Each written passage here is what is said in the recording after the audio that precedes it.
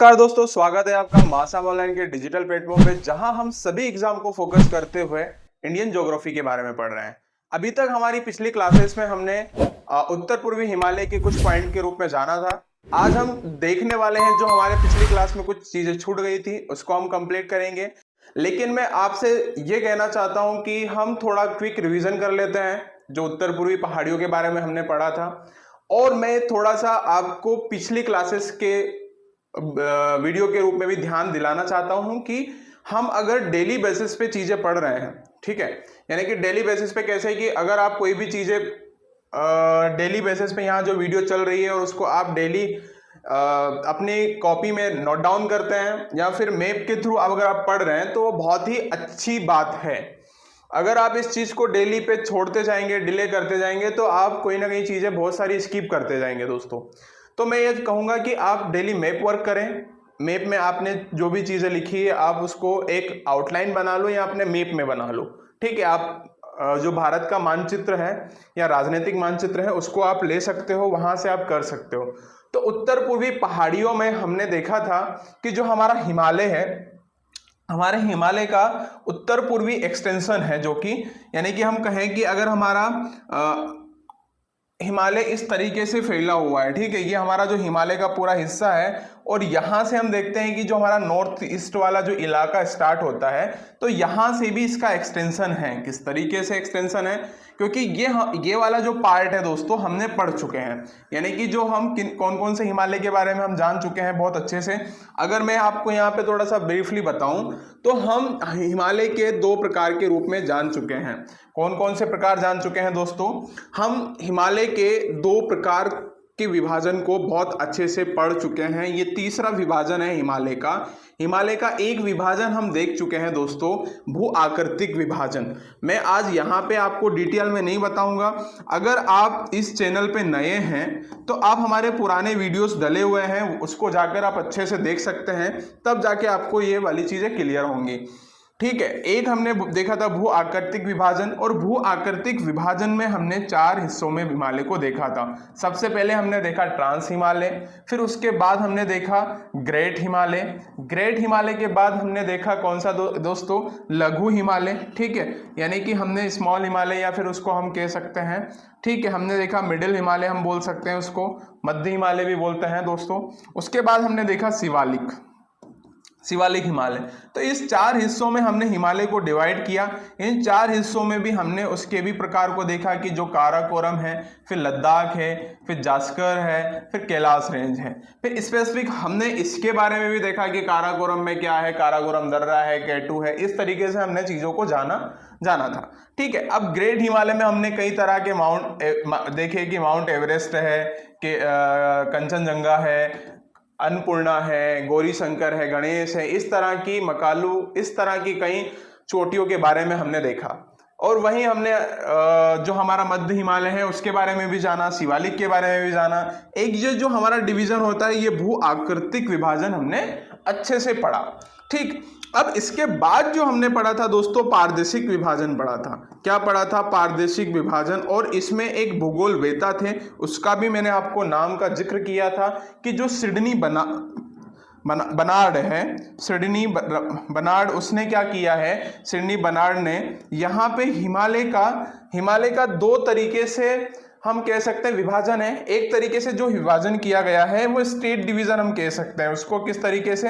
Territorial विभाजन हम कह सकते हैं उसको, ऊर्ध्वाधर विभाजन कह सकते हैं, या फिर उसको आप ऊर्ध्वाधर विभाजन ऐसे कि अगर कोई यहाँ पे एक रिवर डिवीजन भी आप बोल सकते हैं, जैसे कि यहाँ पे सिंधु रिवर गई है, ठीक है, सिंधु रिवर है, तो सिंधु और सतलज के बीच का जो हिमालय है दोस्तों, उसको हमने यहाँ पे पंजाब हिमालय बोला है। पंजाब हिमालय को ही क्या बोला जाता है दोस्तों? कश्मीर हिमालय बोलते हैं, कश्मीर हिमालय बोलते हैं। तो इसमें जितने भी आने वाली जो चीजें हैं वो हम देखते हैं कि इस एरिया में जो चीजें लाई करती है वो कौन कौन सी चीजें हम पढ़ चुके हैं बहुत अच्छे से। अगर मैं फिर से रिपीट करता हूं कि अगर आप यहाँ पे नए हैं तो हमारे पुराने वीडियोस आप प्लेलिस्ट में जाके देख सकते हैं बहुत अच्छे से, ठीक है। अगर हम आगे चलते हैं, जो आज हमारा विषय है वो उत्तर पूर्वी हिमालय के बारे में है दोस्तों। और उत्तर पूर्वी हिमालय के बारे में हम कई डिटेल से पढ़ चुके हैं।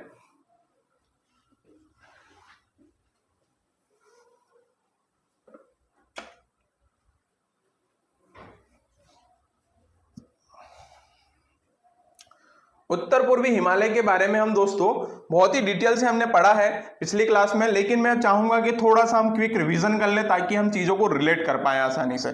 सबसे पहले हमने देखा था उत्तर पूर्वी हिमालय में हमने, ये हमारा राजनीतिक मानचित्र है हमारे भारत का, जिसमें हमने देखा है कि ये हमारा जो हिमालय है दोस्तों, यहाँ से हमारा जो हिमालय स्टार्ट है, यहाँ पे जो रेंज है पूरा का जो पूरा हिमालयी क्षेत्र है, इसमें हमने देखा था कि ये हमारा वृद्ध हिमालय है। उसी तरीके से हमने ये वाला जो हिस्सा देख लिया था वो ट्रांस हिमालय का देख लिया था, और उसके साथ साथ ही दोस्तों हमने ये वाले हिस्से की बात की थी कि हमारा मध्य हिमालय है, ठीक है। उसके बाद हमने दोस्तों बात की थी कि उसके नीचे वाला जो हिस्सा है वो शिवालिक वाला हिस्सा है।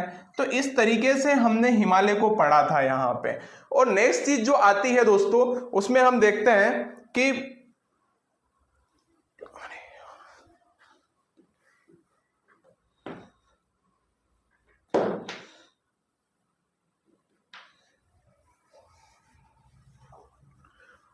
जो दूसरी चीज आती है दोस्तों, हमने यहाँ पे देखा है कि जो हिमालय है उसका ये एक्सटेंशन इधर भी है ना। ये वाला जो एक्सटेंशन है मतलब कि ये इसका विस्तार क्षेत्र हम बोल सकते हैं एक तरीके से। तो हमने यहाँ पे हिमालय देखा जो कि हमने ट्रांस हिमालय था, इसके बाद जो हमारा ग्रेट हिमालय था, ठीक है, उसके बाद मध्य या लघु हिमालय और शिवालिक हिमालय ये था, ठीक है। तो इसके बारे में हमने जान लिया है। लेकिन जो उत्तर पूर्वी पहाड़ियां यानी कि नॉर्थ ईस्ट या पूर्वांचल का नाम इसको बोल दिया जाता है, इस तरीके से हम ये चीज हमने देखी थी पुराने वीडियोस में। तो हम देखेंगे कि यहाँ पे कौन कौन सी पहाड़ियां हैं, ठीक है, कौन कौन सी यहाँ पे स्टेट में ये चीज लाई करती हैं, इस तरीके से हम ये चीज देखने वाले हैं। सबसे पहले अगर मैं बात करूं यहाँ पे, तो जो हमारा जो निकल के आता है, सबसे पहले अगर मैं परिचय इसका पढ़ा चुका कि हिमालय के दक्षिण पूर्व में स्थित है, जनजाति स्थानीय नाम क्या क्या है ना, क्योंकि यहाँ पे जितनी भी पहाड़ियां हैं अगर आप देखते हैं कि गारो खासी जयंतिया है, क्या आपसे पूछता हूं क्या गारो खासी जयंतिया हिमालय का हिस्सा है या फिर ये यहाँ पे प्रायद्वीप पठार का हिस्सा है? तो आप कहेंगे कि सर ये हिमालय का हिस्सा नहीं है, प्रायद्वीप भारत का है, क्योंकि मेघालय जब हम देखते हैं कि मेघालय का जो पठार है उसमें जितनी भी गारो खासी जयंतियां जितनी भी पहाड़ी है वो यूरेशियन प्लेट और इंडो ऑस्ट्रेलियन प्लेट के जब टकराने से क्या हुआ कि यहाँ से जो टुकड़ा था, जैसे कि ये वाला हिस्सा हम देखते हैं कि भारत का ये वाला हिस्सा ये प्रायद्वीप भारत का है और इधर वाला हिस्सा ये इससे दूर हो जाता है और यहाँ पे एक भ्रंश का निर्माण होता है, मैंने पहले बताया था। तो ये जो भ्रंश अलग होता है इसको राजमहल भ्रंश बोलते हैं, या फिर इसको क्या बोलते हैं, मालदा गेप बोलते हैं, मालदा गेप बोला जाता है दोस्तों। तो ये मालदा गेप के द्वारा इसको अलग किया जाता है और यहाँ पे जितनी भी ये 3 पहाड़ियां हैं, गारो खासी जयंतिया जिसको मेघालय का पठार बोला जाता है, क्या बोला जाता है, मेघालय का पठार बोला जाता है दोस्तों, गारो खासी जयंतिया हैं, ये तीनों मिलके ये प्रायद्वीप भारत पठार का हिस्सा है, ना कि हिमालय का है। तो इसमें हम देखेंगे क्योंकि यहाँ पे जो लिखा हुआ है कि हिमालय का हिस्सा, अगर आपसे क्वेश्चन पूछ लिया जाता है कि इसमें हिमालय का विस्तार कौन से स्टेट में नहीं है, तो पूछ लेंगे यहाँ पे, जैसे मैंने नाम दिया अरुणाचल प्रदेश है, नागालैंड है, मणिपुर है, मिजोरम, त्रिपुरा, असम है ना। नोट में हमने डाला है कि मेघालय में स्थित गारो खासी जयंतिया प्रायद्वीप पठार का हिस्सा है, अब हिस्सा है ना कि किसका, हिमालय का है। इसका महत्व क्या है दोस्तों, मानसून की दिशा व जल विभाजक का काम करती है, यानी कि यहाँ पे सबसे ज्यादा विश्व की सबसे ज्यादा बारिश होती है दोस्तों, विश्व में, यानी कि सबसे ज्यादा बारिश अगर होती है वो भारत में होती है।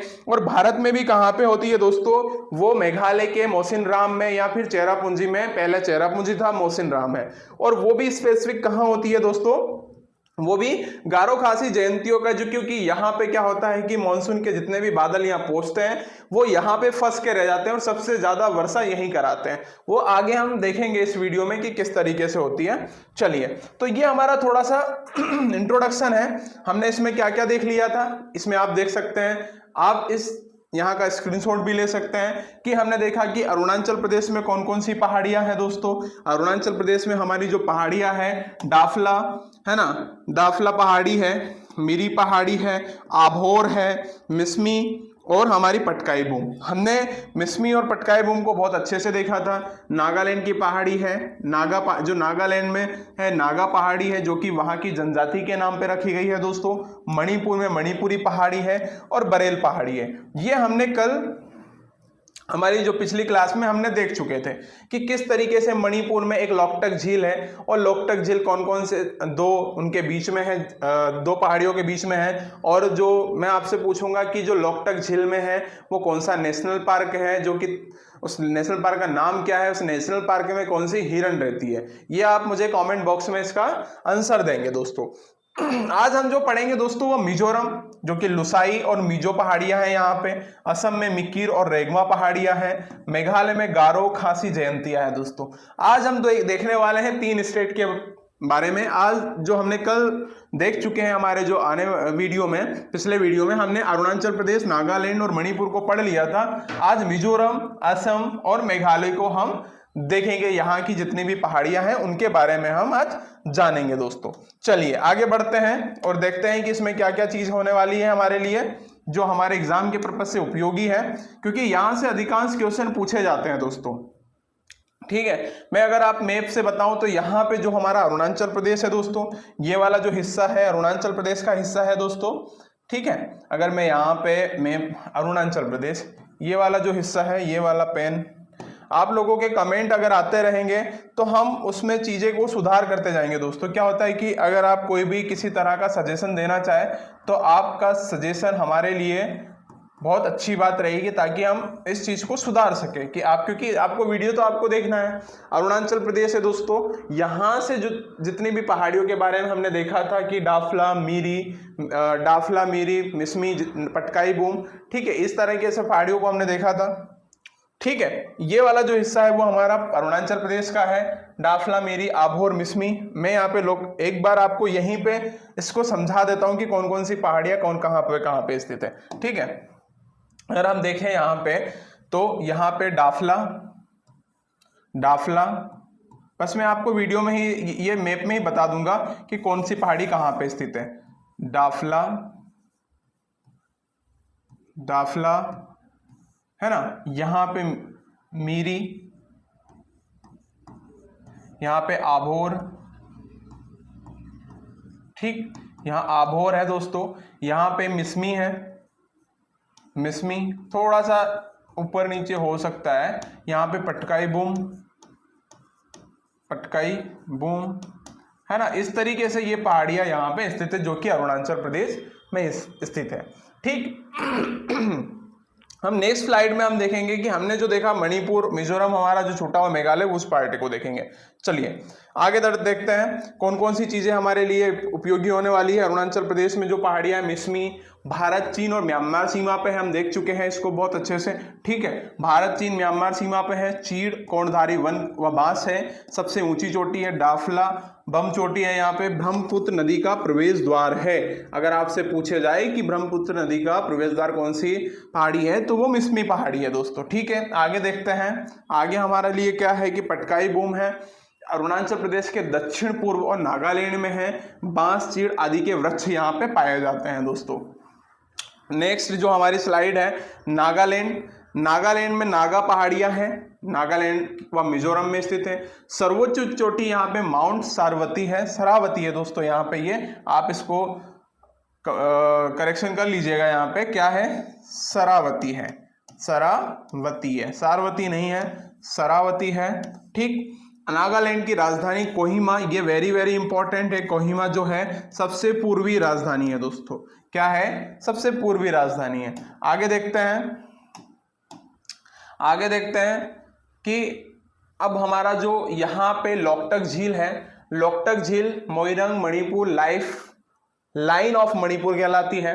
पूर्वोत्तर की सबसे बड़ी मीठे पानी की झील है। फूमदी क्या होते हैं कि तैरते हुए वनस्पतियों जैविक पदार्थों से द्वीप बन जाते हैं, क्योंकि नदियां क्या है कि अपने साथ बहुत सारे अवसाद लेके आती है, और वो अवसाद क्या होते हैं, अवसाद की वजह से यहाँ पे जो द्वीप बनते हैं उनको फूमदी बोला जाता है।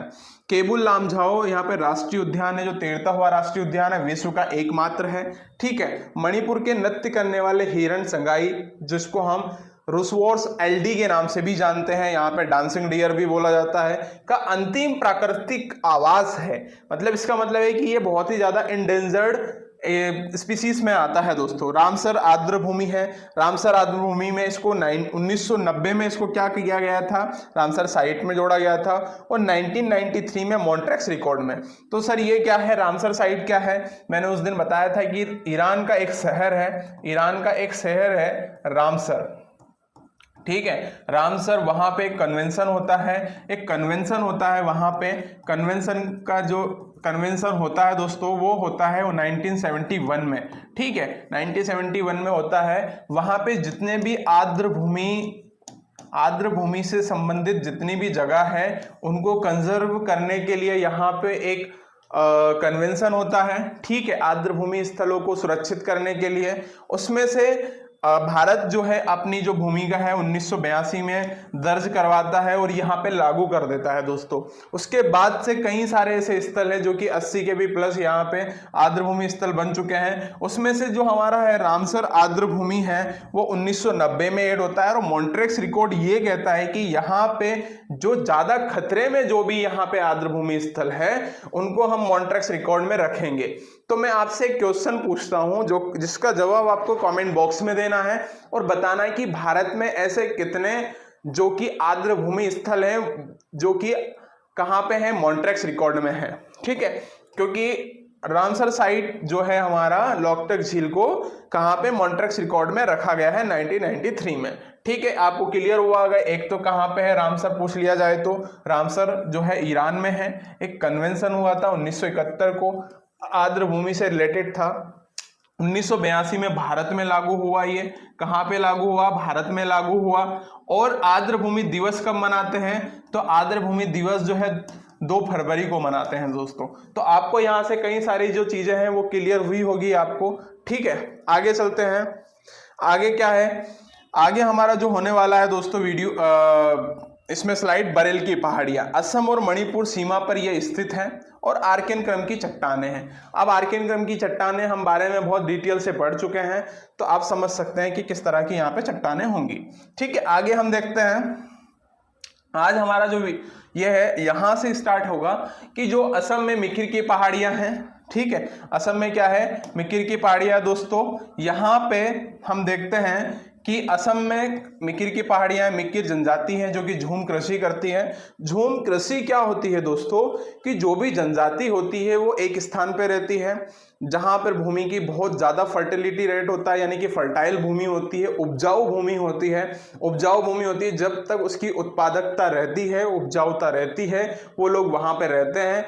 और जैसे ही उसकी उत्पादकता या जो उपजाऊ भूमि की फर्टाइल रेट है वो कम हो जाता है, वो वहां से लोग चले जाते हैं। यानी कि कोई भी जनजाति अगर यहाँ निवास कर रही है, यहाँ पे वो खेती कर रहे हैं, अगर यहाँ पे उनका फर्टाइल खत्म हो जाने के बाद वो दूसरी जगह पे जाते हैं, दूसरी जगह पे अपनी खेती बाड़ी करते हैं, ठीक है। तो क्या होता है कि यहाँ पे जितने भी जंगल है, ठीक है, जंगल है, उनको काट पीट देते हैं ये लोग। काटने के बाद यहाँ का जंगल खत्म किया और यहाँ पे जला, जितनी भी चीजें उनको जलाकर चले जाते हैं दूसरी जगह पे। वही प्रोसेस ये यहाँ अपनाते हैं, खेती करते हैं। तो इस खेती को जो बोला जाता है उसको झूम कृषि बोला जाता है दोस्तों, ठीक है, क्लियर है। आगे चलते हैं, और यहाँ भी आर्कियन क्रम की चट्टानें हैं, ठीक है। किस प्रकार की चट्टानें हैं, यहाँ पे आर्कियन क्रम की चट्टानें हैं, ठीक। आगे देखते हैं, तो मिकिर जो है, देखो मिरी और मिकिर में आपको थोड़ी सी कंफ्यूजन हो सकती है, मतलब थोड़ी सी क्या पूरी हो सकती है। तो जो मिरी है वो कहाँ पे है, मिरी की जो पहाड़ी है वो है अरुणाचल प्रदेश में, ठीक है, वो कहाँ पे है, अरुणाचल प्रदेश में है दोस्तों। और जो हमारी मिकिर पहाड़ियां हैं वो कहाँ है दोस्तों, मिकिर की जो पहाड़ियां हैं वो असम में है, क्लियर है। मिरी की पहाड़ी अरुणाचल प्रदेश में और मिकिर पहाड़ी असम में है।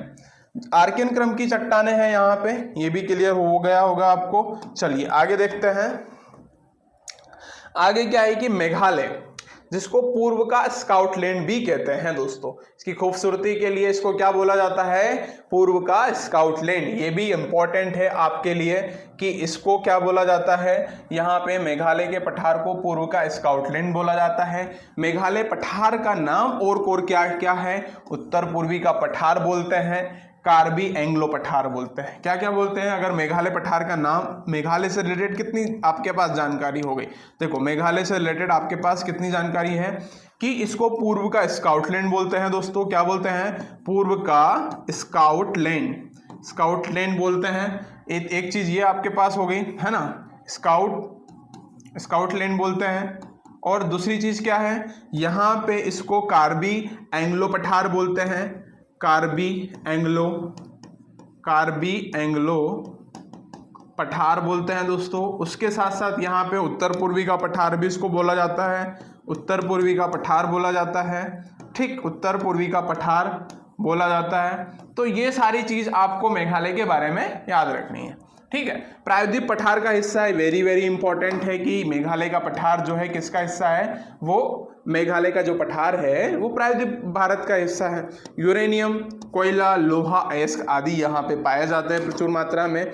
सर्वोच्च चोटी जो है यहाँ की नौक्रेक है, नौक्रेक यहाँ की सर्वोच्च ऊंची चोटी है।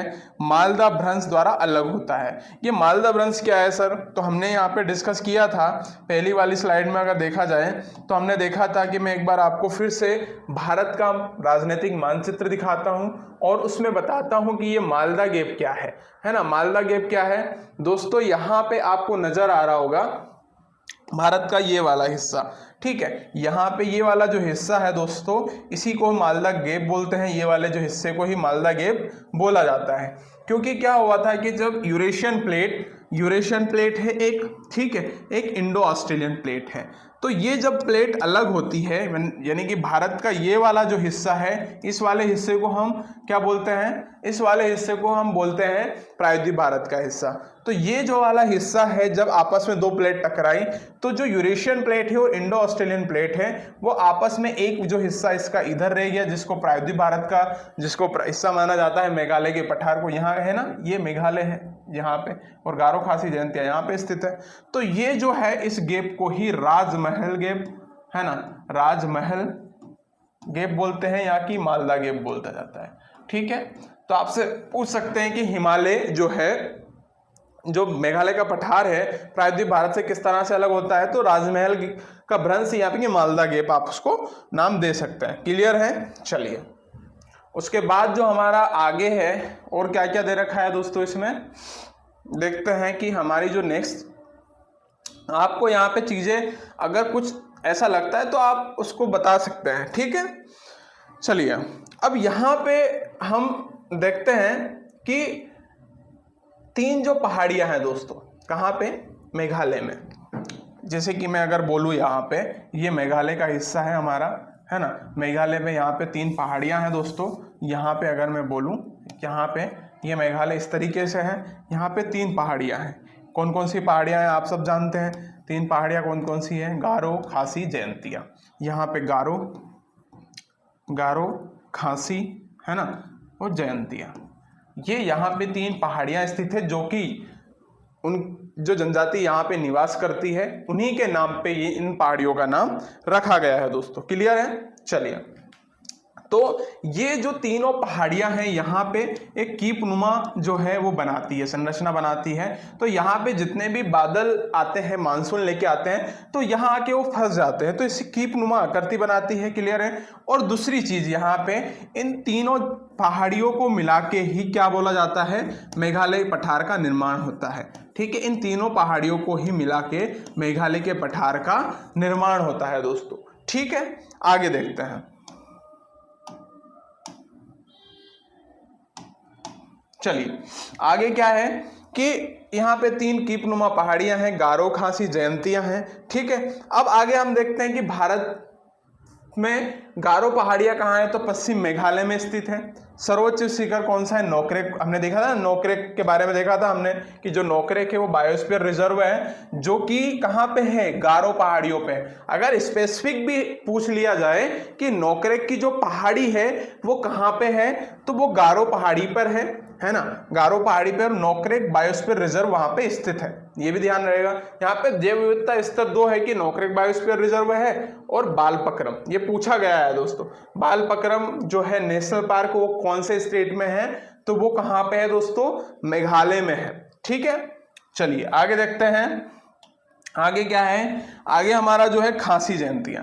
खासी के बारे में क्या है कि मध्य हिमालय में स्थित है गारो खासी। देखो यहाँ पे स्टेट, उसी से पता चल रहा है कि अगर यहाँ पे स्टेट है, यहाँ पे अगर स्टेट है तो इससे पता चल रहा है कि गारो खासी जयंतिया।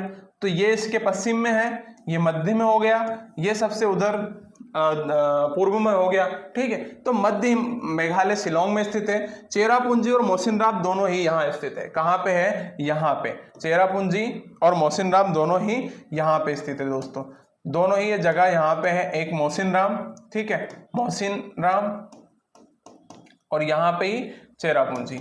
ठीक है, चेरापूंजी और मोसिनराम दोनों ही यहाँ पे स्थित है दोस्तों। उसके साथ साथ खासी जनजाति यहाँ पे रहती है जो कि मातृ प्रधान है, यानी कि जो खासी यहाँ की जो ट्राइब्स है वो यहाँ की मातृ प्रधान है। मातृ प्रधान से क्या समझते हैं, जहाँ पे यानी कि महिला प्रधान जो समाज होता है उसको मातृ प्रधान बोलते हैं दोस्तों। क्लियर है। आगे अगर हम देखें तो हमारी जो लास्ट वाली स्लाइड में हम देखते हैं जयंतिया जो होती है। जयंतिया जो पहाड़ी है उसमें अगर थोड़ा सा आपको लिखने के लिए बोला जाए तो आप अब लिख सकते हैं कि मेघालय के पूर्व में स्थित है। मतलब मेघालय अगर बोल दिया मेघालय में स्थित है स्टेट में, और कहाँ है, मेघालय के पूर्व में है।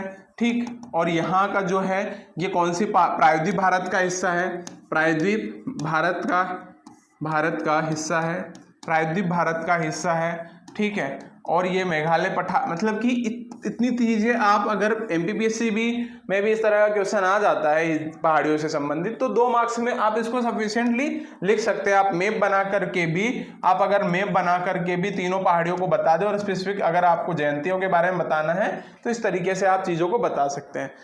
तो हमारी जो आज उत्तर पूर्वी पहाड़ियों की जो क्लास है दोस्तों वो यही खत्म होती है। आने वाले जो वीडियो में हम जो नेक्स्ट क्लास हो रहेगी, मैंने आपसे बताया था कि दर्रे के बारे में हम एक विस्तृत रूप से एक वीडियो बनाएंगे, तो वो आपकी क्लास नेक्स्ट क्लास जो रहेगी वो दर्रों के बारे में रहेगी। आशा करता हूं कि आपको ये वीडियो पसंद आया होगा। अगर आपको वीडियो पसंद आता है तो आप इसको शेयर कीजिए और लाइक कीजिए और कमेंट कीजिए कि आपको कहीं पे किस तरह का अगर डाउट रहता है तो।